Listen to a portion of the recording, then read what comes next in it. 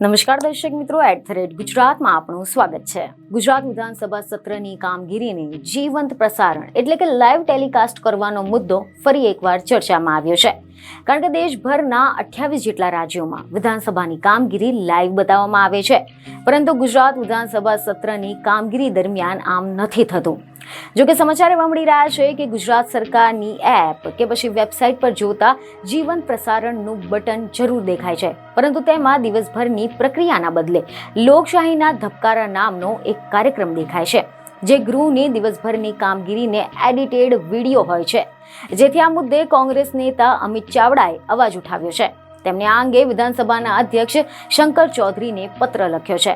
Media અહેવાલ અનુસાર એવી માહિતી મળી રહી છે કે કોંગ્રેસ નેતા અમિત ચાવડાએ આ પત્રમાં એવી માંગ કરી છે કે ગુજરાતની પ્રજા પોતાના પ્રશ્નો, સમસ્યાઓ, સૂચનાઓ, સુવિધાઓ અને સુશાસન માટે પોતાના અવાજ રજૂ કરવા માટે 182 જેટલી વિધાનસભા વિસ્તારોમાંથી પોતાના પ્રતિનિધિને ચૂંટીને વિધાનસભામાં મોકલે છે.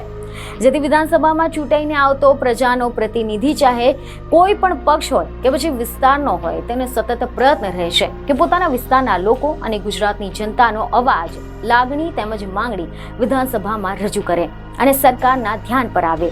દેશની પાર્લામેન્ટરીમાં સંસદની કાર્યવાહી તેમજ અનેક અન્ય રાજ્યોની જેમ વિધાનસભાની કાર્યવાહીનું પણ જીવંત પ્રસારણ કરવામાં આવે.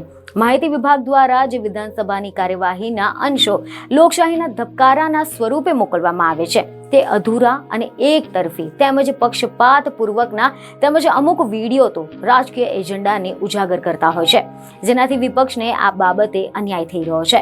ગુજરાત વિધાનસભાની કાર્યવાહીનું જીવંત પ્રસારણ ચાલુ સત્રથી જ બતાવવાનું શરૂ કરવામાં આવે અને વિધાનસભાની ચર્ચાઓના અધ્યક્ષે માન્ય કરેલા પ્રવચનોની વિડીયોની નકલ એ સભ્યોને આપવાની માંગ કરવામાં આવી છે. જોકે ઘણા બધા લોકોનું માનવું છે કે આ કાર્યક્રમ થકી લોકોને દિવસભરની કામગીરીની એક નોંધ જરૂર મળે છે, પરંતુ ગૃહની અંદર ચાલતી તમામ કામગીરી વિશે સંપૂર્ણ જાણકારીથી લોકો વંચિત રહી જાય છે. મીડિયાના એક અહેવાલ અનુસાર એવી માહિતી મળી રહી છે કે વર્ષ 2012 સુધીમાં ગુજરાત વિધાનસભામાં સરકારી અને ખાનગી ટીવી ચેનલો તેમજ અખબારોના ફોટોગ્રાફર્સને પ્રવેશ આપવામાં આવતો હતો. અંદાજપત્ર સત્રના પ્રથમ દિવસે વિધાનસભાના ફ્લોર પર થોડા સમય માટે દરેક ખાનગી અને સરકારી ચેનલને પ્રોસિડિંગનું રેકોર્ડિંગ કરવા દેવામાં આવતું હતું.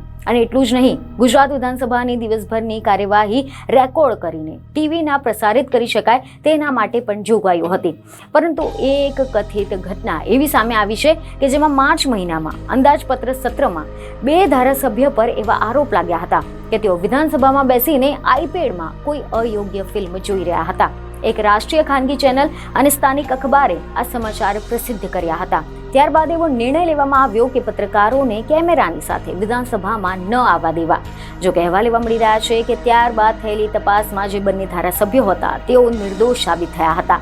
અને હાલની જો આપણે વાત કરીએ તો હાલમાં વિધાનસભામાં રિપોર્ટિંગ કરવા માટે પત્રકારને પોતાનું આઈડી કાર્ડના આધારે અંદર પ્રવેશ મળી શકે છે. પત્રકારો તેમના મોબાઈલ ફોનનો ઉપયોગ કરી શકે છે, પરંતુ તેઓ મોબાઈલના કેમેરાથી તસવીર કે વિડીયો લઈ શકતા નથી. કેમેરામેનને વિધાનસભા બિલ્ડિંગની અંદર પ્રવેશ મળતો નથી. તેમના માટે વિધાનસભાના મુખ્ય દ્વાર પાસે મીડિયા રૂમ બનાવવામાં આવ્યો છે, જ્યાં નેતાઓ આવીને મીડિયાને બાઇટ આપતા હોય છે. પરંતુ આ સ્થળે કોઈ પત્રકાર માટે શાસક પક્ષ કે પછી વિપક્ષના નેતાને પ્રેસ કોન્ફરન્સ સિવાય બીજા સવાલો કરવાની મોકળાશ મળવી એ મુશ્કેલ હોય છે. બીજીની ખબરો સાથે ફરી મળીશું. ધન્યવાદ.